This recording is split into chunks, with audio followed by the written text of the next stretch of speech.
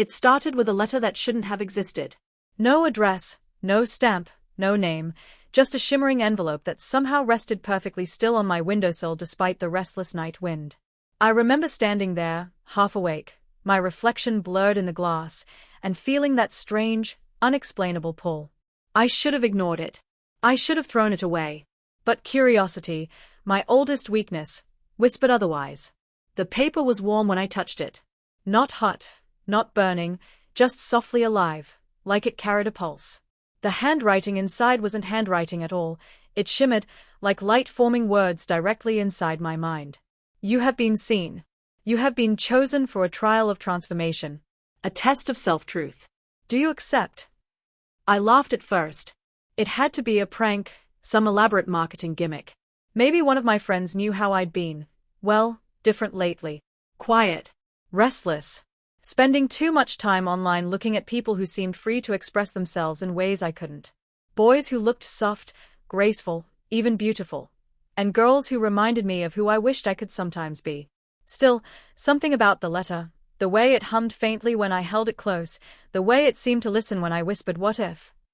I remember speaking aloud without realizing it. Yes, I accept. The room dimmed, as though the air itself inhaled. Then came a flicker, soft gold, like candlelight swirling around me. My reflection in the window began to shimmer, shifting slightly, like my features were clay being warmed and softened by invisible hands. My heart raced. But just as quickly, the light faded, and I was left in silence again. Nothing had changed. I was still me, ordinary, messy-haired, standing in a half-dark room surrounded by clothes I didn't like and mirrors I avoided. Then the letter burned in my palm. No pain, just warmth, and vanished into dust. That night, I dreamed of a voice. A woman's voice, kind, patient, older than time. Transformation begins not with magic, she said, but with truth. Tomorrow, you'll face your first mirror differently. I woke up before dawn, heart still echoing those words. And when I stood in front of the bathroom mirror, toothbrush in hand, I saw it, barely, faintly, but it was real. My face looked softer. My skin clearer. My eyes almost glowed with color I didn't remember having. I told myself I was imagining things. But deep down, I knew. The trial had begun. By the time the sun fully rose, I had convinced myself it was all in my head. Maybe I hadn't slept well. Maybe the weird glow in my reflection was just the angle of the morning light. But when I stepped outside, the world itself seemed different. Like the edges of things were softer, sounds clearer, and the air carried a gentle hum I'd never noticed before. The walk to work felt surreal. People glanced at me more than usual, though I couldn't tell why. Not in a bad way, just curious, as if something about me had changed and they couldn't quite name it. My reflection in a cafe window stopped me mid-step. My hair looked glossier, falling more neatly than usual without me having touched it. My jawline seemed less harsh. My eyes, somehow, brighter. I blinked, rubbed my face, and the image blurred back into the version I knew too well. All day I kept replaying it in my mind, the letter, the golden light, the dream. Transformation begins with truth. But what truth? I didn't even know what I wanted to become. I just knew I didn't feel right in my own skin most days. My coworkers chatted about weekend plans, girlfriends, sports, gym routines. I laughed when I was supposed to, but it all felt like acting, a performance I had memorized long ago. At lunch, I caught my reflection again in the metal napkin dispenser. And that's when I noticed something impossible. My eyelashes, longer. My lips, slightly fuller. Not dramatically so, but enough that I stared for far too long. I muttered, okay, what's happening? And then, a faint flicker of gold shimmered across the reflection, just for an instant, like a wink from another world. The moment I whispered, "Is this real?" a voice, quiet yet unmistakable, echoed inside my head.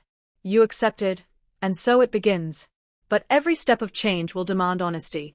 You cannot wear masks and transform at the same time. I froze, nearly dropping my coffee. My heart raced so fast I thought everyone could hear it. I didn't respond aloud this time. But my thoughts raced back. What are you? Who are you? A guide, the voice said gently. A mirror. Nothing more. But you will decide who you wish to become, and who you can no longer pretend to be. The rest of the day passed in a haze. By the time I reached home, My nerves were tangled tight with confusion and awe. I stared at myself again under the dim yellow bathroom light, and even though the changes were subtle, there was no denying them anymore. My skin was smoother. My face had a softness that hadn't been there yesterday. My posture looked calmer. And then came the whisper again, this time not in my mind, but behind me. You're beginning to see what's been buried beneath. I spun around, heart pounding. Standing in the corner of my room was a faint silhouette, golden and translucent, like the outline of a woman made from sunlight. She smiled. Don't be afraid. You asked for this truth. The golden silhouette stood motionless, her outline soft and flickering like candlelight. I wanted to move, to speak, but every word caught in my throat. The air around her shimmered gently, carrying the scent of something faintly sweet, like rain on warm stone. Who are you? I finally whispered. I am what you called upon, she replied. A reflection of your truest self, waiting to be seen. Her voice was calm, almost maternal. It didn't echo in the room, it resonated through me. Each syllable brushed against something deep inside that I hadn't known was there. I didn't ask for this, I said. I thought it was a dream. Dreams are how the soul remembers, she answered, smiling faintly. But truth demands waking. You accepted, and so your journey begins. You may step forward, or you may turn away. The words hung heavy in the air. I felt like a child standing before a door I wasn't sure I wanted to open. What happens if I do step forward? You will change, not by my power, but by your courage. You will see yourself without the masks you've worn to please others. You will find what was hidden beneath the noise of doubt. Her glow dimmed slightly, as if waiting for my choice. My heart pounded so hard I could barely breathe. All the insecurities I'd spent years burying, fear of judgment, of never being enough, of being different, rose up like a tide inside me. But I nodded. I'll step forward. The moment I said it, a soft breeze stirred through the room. Light spilled across the floor, swirling around my feet in delicate, golden strands. My reflection in the mirror brightened, not changing exactly, but clearing, like fog lifting from glass. For the first time, I saw myself not as I thought others saw me, but as I truly was, someone uncertain, yes, but yearning to be whole. The golden figure smiled again, her eyes glowing softly. Then let us begin with honesty, she said. Tell me who you are. My voice trembled. I don't know anymore. She stepped closer, the light around her pulsing gently like a heartbeat. Then that, she said softly, is where every real transformation begins. Her words lingered in the room long after the golden glow faded. That is where every real transformation begins. I sat on the edge of my bed, staring at the empty space where she had been. My hands were trembling, not from fear, but from something stranger, quieter. A sense of release, maybe. That night, I couldn't sleep. My mind kept circling the same question. Who am I, really? It wasn't new, but it had never felt so sharp, so necessary. Every time I tried to pin down an answer, it slipped away. When morning came, the world felt brighter again, like it had taken a deep breath overnight.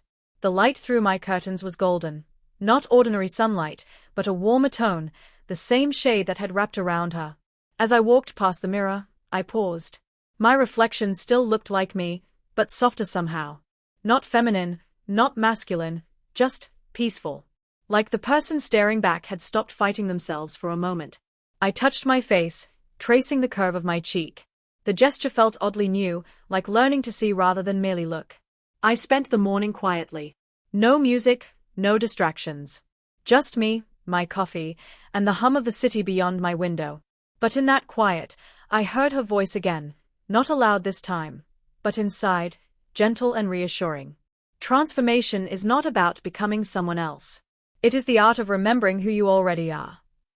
The words washed through me. Maybe this wasn't about magic at all. Maybe the letter had found me because I'd been hiding for too long, from the way I thought, the way I felt, the way I wanted to move through the world. At work that day, small things kept happening. My confidence felt different, not loud, not forced, just steady. I smiled at people more, and they smiled back. I spoke less from defense and more from calm. During lunch, I sat outside under a tree, feeling the breeze across my hands. When I looked down, I noticed something that made me still, a faint shimmer on my skin, like sunlight resting just beneath the surface. It didn't scare me this time. It felt like the universe was whispering, "You're on the right path." That evening, when I returned home, I found another envelope resting on my desk, golden, pulsing faintly with light. My heart raced as I opened it. Step 2. Reflection through expression. Show the world a glimpse of your true self, no matter how small. There was no signature, just that single line. I didn't know what it meant exactly, but something deep inside already did. The message on the golden letter kept echoing in my mind. Show the world a glimpse of your true self, no matter how small. It sounded simple, almost gentle, but the more I thought about it, the more I realized how terrifying it was. Showing the world even a fraction of who I really was felt like standing at the edge of a cliff, staring down at everything I might lose. All evening, I sat at my desk, trying to decide what that glimpse should be. My thoughts kept circling back to the small things I'd always avoided, colors I'd secretly loved but never worn, ways I'd wanted to move or speak or exist but always suppressed because they didn't fit the image everyone expected. Maybe it didn't have to be dramatic. Maybe it could start small. I opened my drawer and found an old bracelet, thin, silver, with a faint shimmer when light touched it. It wasn't new. I'd bought it years ago but never dared to wear it outside. It had felt like a secret, something that belonged to a version of me I wasn't allowed to show. I slipped it onto my wrist. The metal was cool at first, then slowly warmed against my skin. As I looked at it, that golden shimmer returned, faint but alive, wrapping around the bracelet like a pulse. For the first time in years, I felt right. Not different. Just right.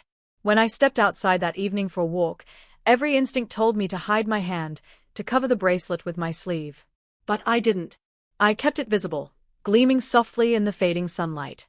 No one said anything. No one stared.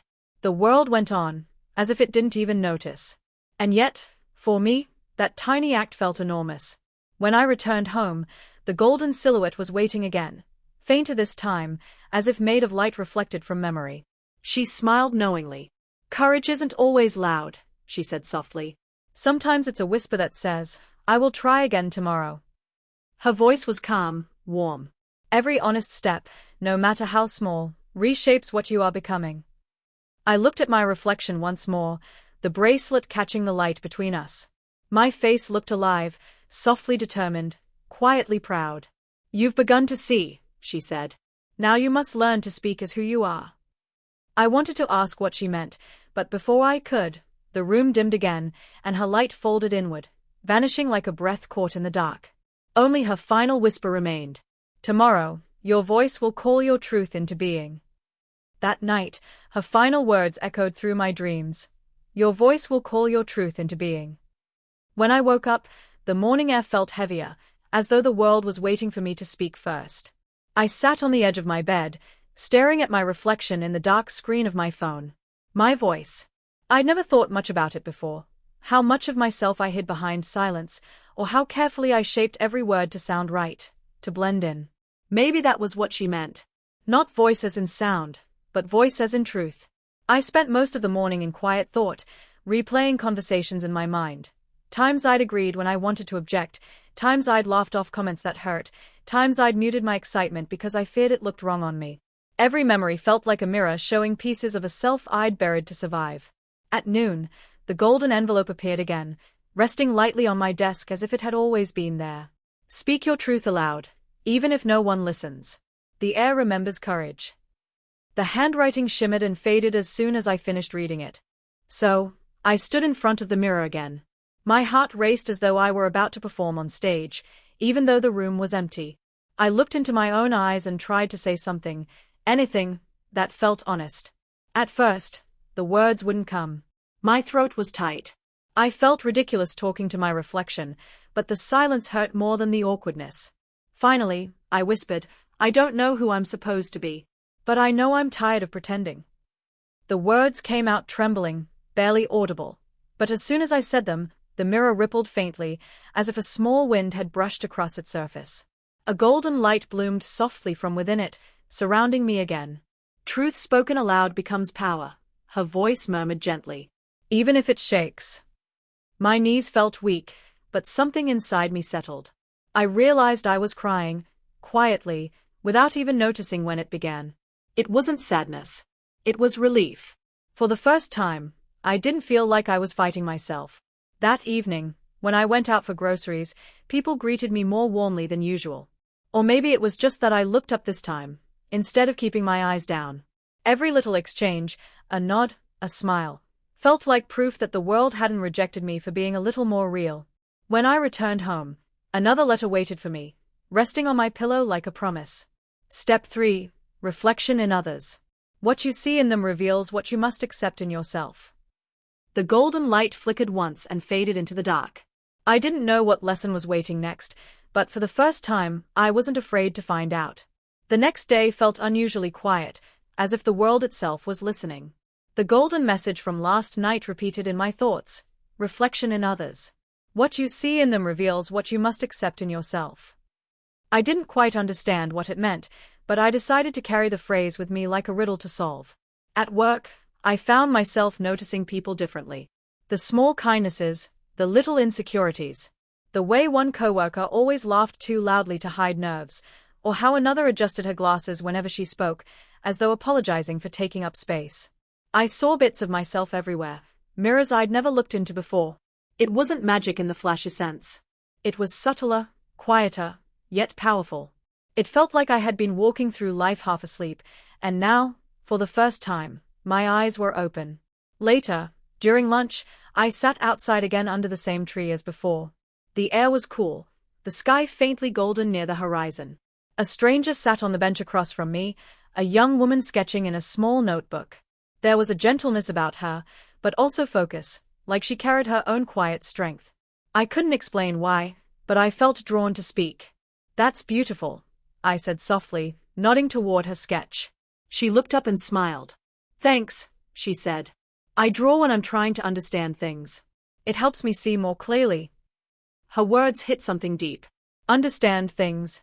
See more clearly. That was exactly what I had been doing, only instead of drawing, I'd been facing myself. We talked for a while, about art, about life, about the strange comfort of creating something just because it feels true. It was a short conversation, but when she left, she smiled and said, "You have kind eyes. Like someone who's learning to see." The words stayed with me long after she was gone. That night, the golden figure returned once more. This time, she stood closer, her presence softer, more human. "You begin to see others not through judgment, but reflection," she said gently. "That is how self-acceptance takes root." I nodded, feeling her words more than understanding them. "What you admired in her," she continued, "is what you are awakening within yourself, the courage to be gentle, yet strong. To express without apology." The light around her flickered like a heartbeat. "Tomorrow," she whispered, "you will be asked to reveal, not to the world, but to someone who truly sees you." And just like that, she faded again, leaving the room softly aglow, as if her light had soaked into the air. I sat there in silence for a long time, realizing what she meant. Tomorrow, I would have to open up to someone real, not a mirror, not a stranger, but someone from my life. The thought filled me with fear and hope. Sleep didn't come easily that night. Every time I closed my eyes, I saw her, made of light and calm, repeating those words. "You will be asked to reveal, not to the world, but to someone who truly sees you." The next morning, I woke with a restless kind of energy. I knew exactly who that someone might be. My sister, Lila. She had always been the one person I could talk to without performing, yet somehow, I'd still hidden the deepest parts of myself from her. We met for coffee that afternoon, the same cafe we always went to, where she liked to sit by the window. The moment she saw me, she smiled, that knowing, older sister smile that always made me feel seen and slightly exposed all at once. "You look different," she said immediately. "Not bad different, just lighter. What's going on?" I hesitated, fingers wrapped tight around my cup. The bracelet glimmered faintly in the sunlight, and for a heartbeat, I thought I saw that golden shimmer ripple again. "I've been thinking about who I am," I said slowly. "About how I've spent a lot of my life trying to be who I thought I should be. And I think I'm done doing that." Lila tilted her head, curiosity softening into warmth. "That sounds like a big step." "It is," I admitted. "I don't have all the answers yet, but I'm trying to listen to myself for once." She nodded, then smiled, a little teary-eyed. I've been waiting for you to say that for years. The words hit me harder than I expected. You knew? I knew you were trying too hard to fit, she said gently. But the real you? I always saw them underneath all that pretending. For a moment, everything inside me went still. The golden light that had hovered at the edges of my vision for days now seemed to pulse through the air itself, faint but alive. It wasn't just around me, it was around us. The truth shared in love strengthens both hearts, the voice whispered faintly in my mind. Lila reached across the table and squeezed my hand. You don't have to have everything figured out right now.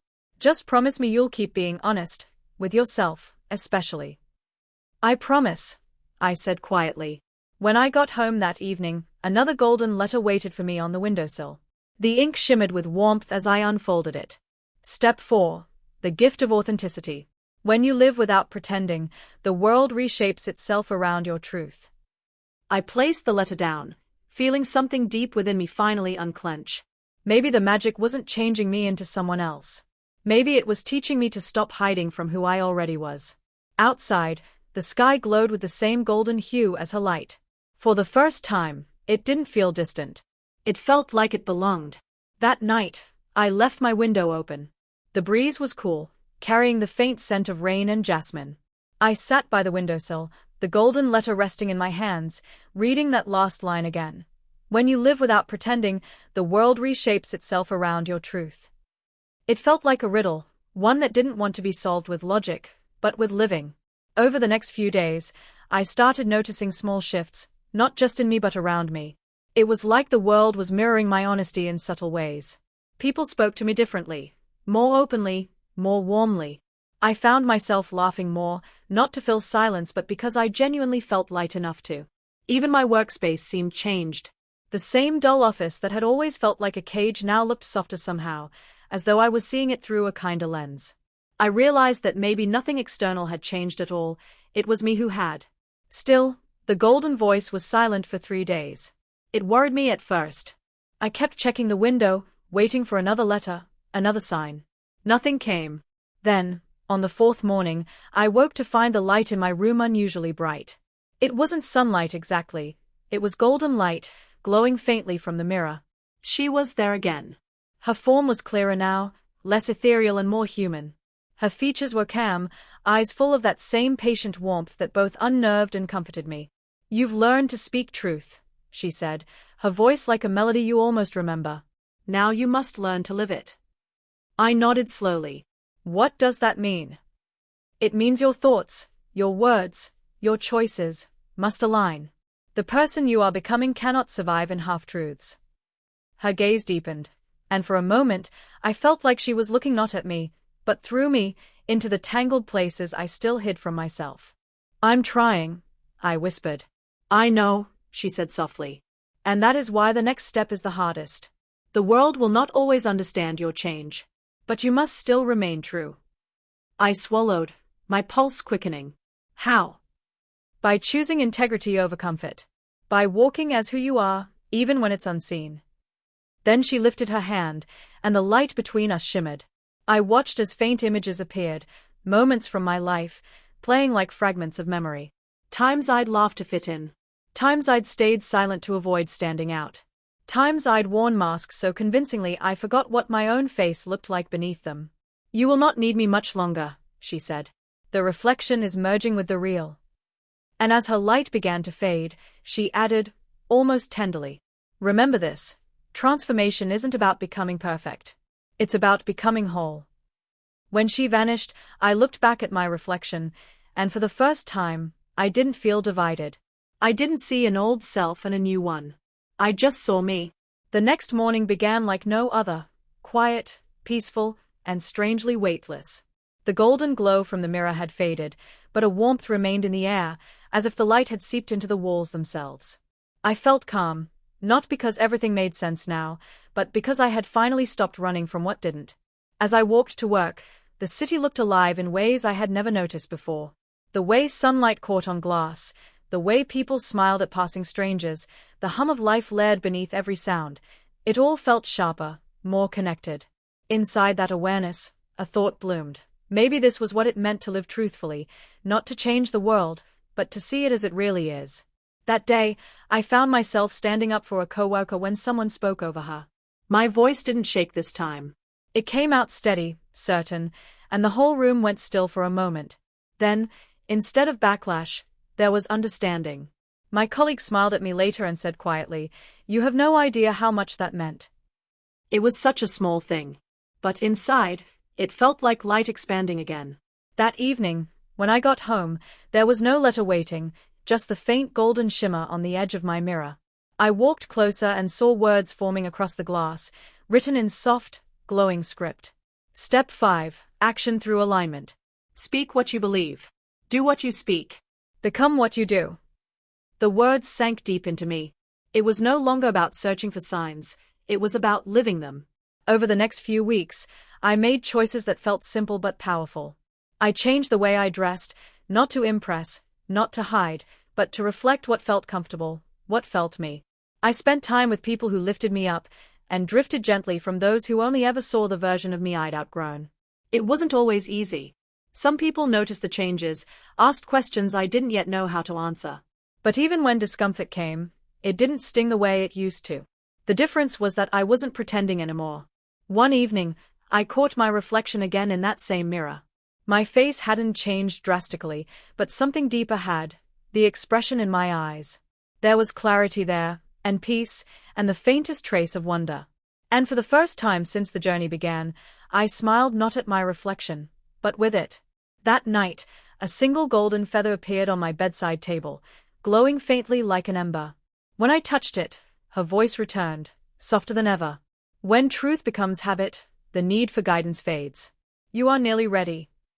Nearly ready. For what? I didn't know. But I felt no fear this time. Only anticipation. The days that followed were quiet, but not empty.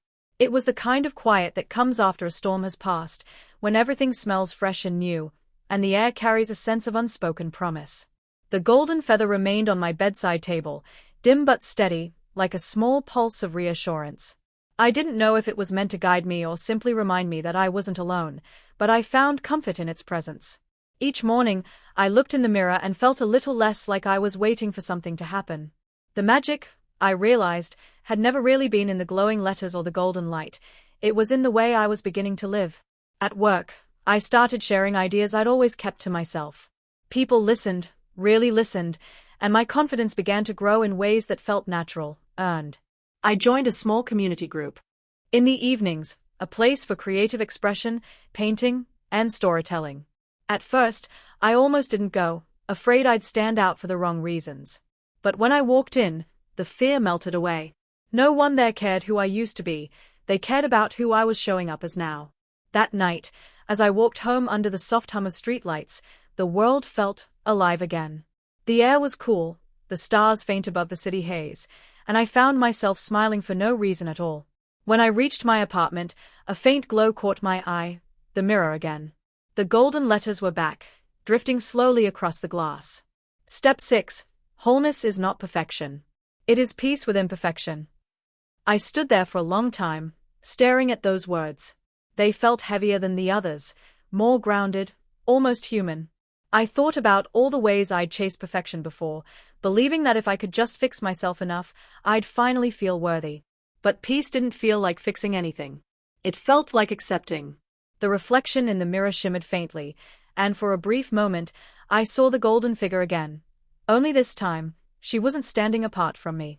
She was with me, our forms overlapping, her light tracing the edges of my outline.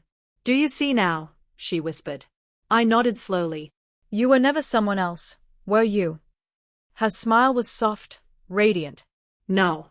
I was always you, the part you silenced when the world grew too loud." As her light began to fade, I reached out, touching the mirror's surface. It was warm beneath my fingertips, almost alive. "When the next letter comes," she said, "it will not be a lesson. It will be a choice." The glow vanished, and the room fell silent again. But my reflection lingered with a kind of depth I had never seen before, a reflection not of who I wished to be, but who I was. Morning came softly, the kind of morning that doesn't announce itself but simply arrives. I sat up in bed expecting the usual dim glow from the golden feather, But it was gone. For a heartbeat I panicked, until I noticed something different.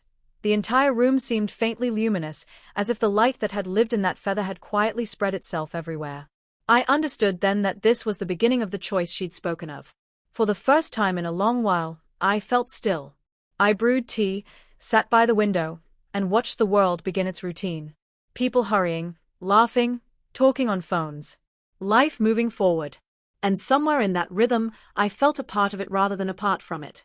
When I finally turned toward the mirror, a letter waited there, folded neatly, simple and white this time, no shimmer. I opened it with steady hands.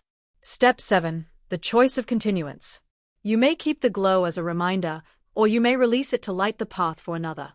Either way, you remain changed. No instruction, no mystery, just a decision. I sat with it for hours, thinking about what that glow had meant. It had carried me through fear, through uncertainty, through the slow unmasking of who I truly was. But now the lessons it gave me had already taken root. That evening, I carried the letter outside. The city was quiet, the first stars just appearing. I whispered, "Thank you," and placed the paper on the ground. A soft wind lifted it, curling it into the air, and as it rose, it burst into tiny sparks of gold that scattered upward like fireflies before fading into the sky. The glow in my chest remained. Not bright or dramatic, just warm, constant, real. 4 days afterward, I kept expecting more letters, more lessons. None came. But I didn't feel abandoned. I felt trusted, as if the world itself believed I could walk on without guidance now. In time, I noticed how often other people carried their own hidden light, small acts of courage, quiet kindness, moments of honesty. I started helping them notice it too. Sometimes, when someone's eyes lit up in recognition of their own worth, I thought I saw a faint shimmer of gold in the air between us.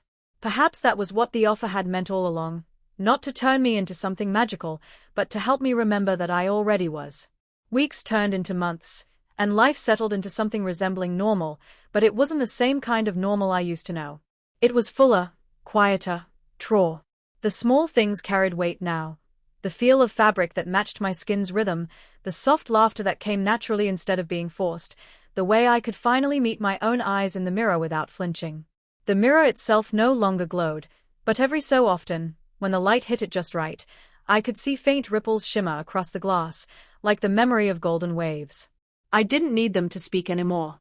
I already knew what they'd say. Still, one night, as rain fell softly outside, I found myself drawn to it again. I stood there, a cup of tea warming my hands, and whispered, "Did I make the right choice?" For a long while, there was only silence.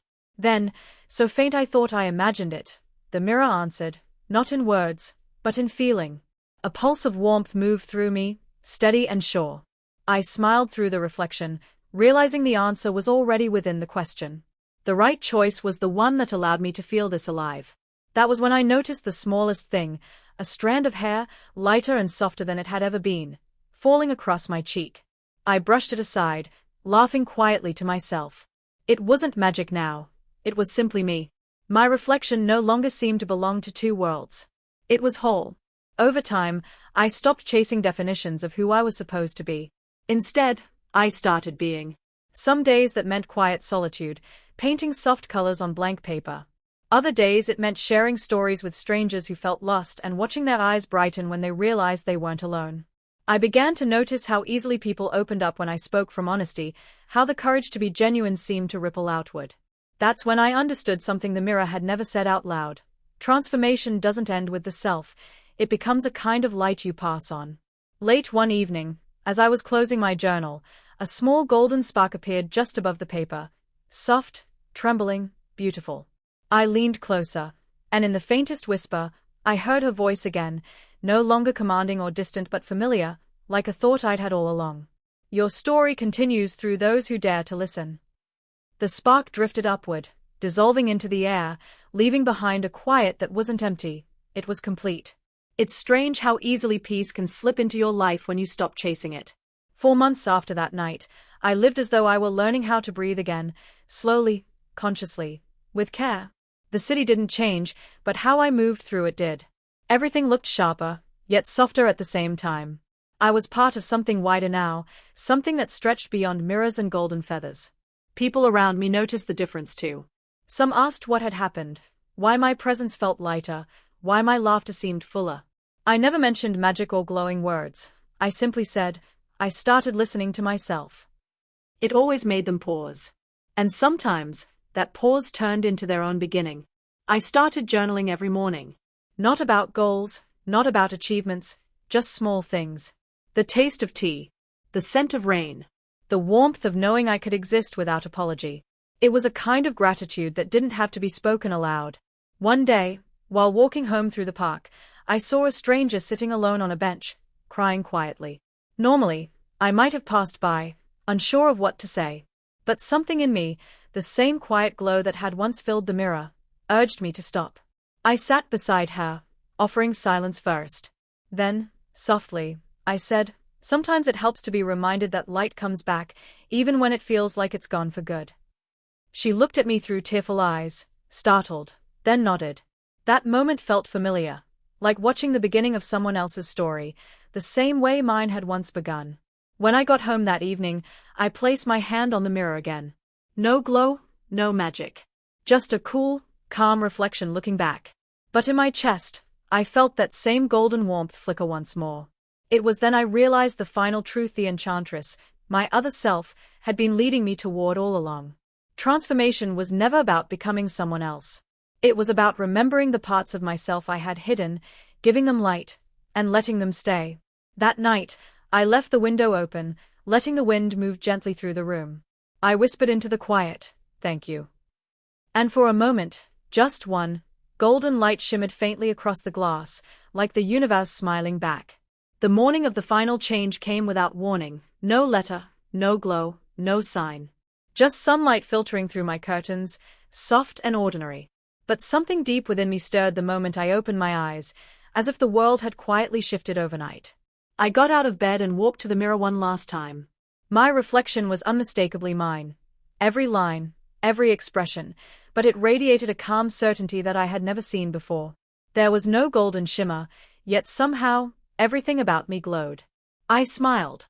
Not out of pride, but out of recognition. The person staring back wasn't new.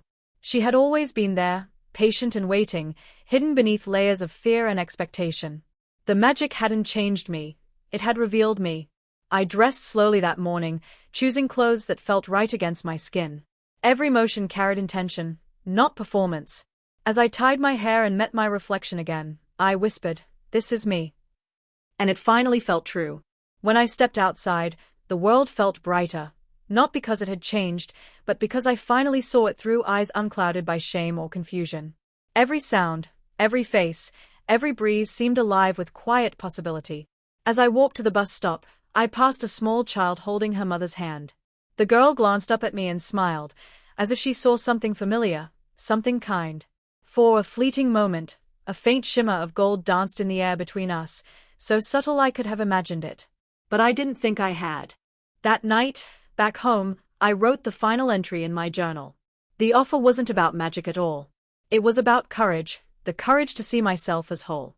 To live, not as who I was told to be, but as who I have always been becoming. The mirror's glow may be gone, but the light remains, because it was never in the mirror. It was in me. As I set the pen down, the golden feather appeared again on my desk, faint, translucent, like a final whisper. I smiled and touched it gently. It dissolved into a tiny spark that sank into my palm, leaving behind a quiet warmth. And in that moment, I understood completely. The offer had never ended. It simply changed form, waiting for the next person to find their own reflection and ask the same question. Would you accept this magical feminization offer? The glow faded. The room fell silent. And I lived.